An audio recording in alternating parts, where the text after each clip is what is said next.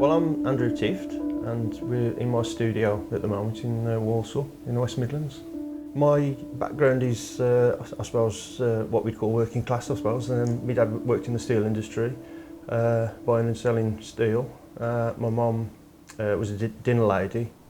While I was at school, I kind of felt that I would like to do painting and drawing as a career.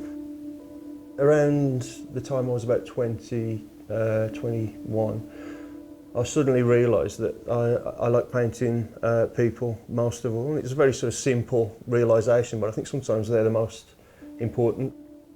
It's really sort of been the driving force for the last 25 years for me, really. Some of my subjects are self-motivated. I look for people.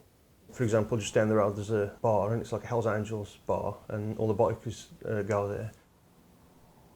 I did a big project in the Black Country about the demise of the steel industry in the West Midlands. I've done projects in New Mexico in America. Felt like a real sort of American road trip, just driving around, bumping into people and doing the portraits. The public figures come about, people just contact me. The House of Lords contacted me to do the one of Lord Carrington. Everybody is interested, whether it's a public figure like Tony Benn or Neil Kinnock. That's the enduring aspect and love of portraiture for me. As soon as I do a portrait and I'm starting a new head, that's it, I'm there. First of all, I sort of liaise with the sitter's secretary normally. Just conversation based initially, and we're talking about the sitter, and we're talking about what we might like to put into the portrait. All the time I'm watching the sitter, seeing how they sit, seeing how they sort of hold themselves and move around. And also I'm thinking about lighting, and I'm thinking about composition. So my mind's totally buzzing all the time. With Lord Carrington, he's such a lovely chap. I think we hit it off fairly quickly. We talked about his career, although not quite so much about his career, but about the rooms in his house and where we might like to set the portrait. Thinking about how I could pose him, whether it would be seated, whether it would be standing.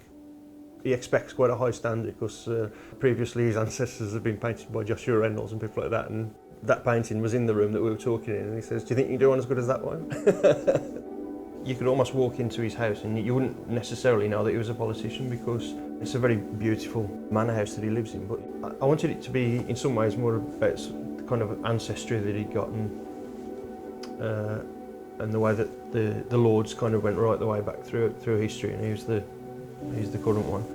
It's always an honour to be asked by an institution like Parliament or a big public gallery to do a portrait commission, because you know that they're going to look after it and keep it there for a long, long time. I think really what I'm looking for in this portrait is an honest interpretation of Lord Carrington that reflects the time that I spent with him, and hopefully I'll be able to bring something out of him which people will be able to respond to, not just now, but in 300 years' time when they're standing in the House of Lords.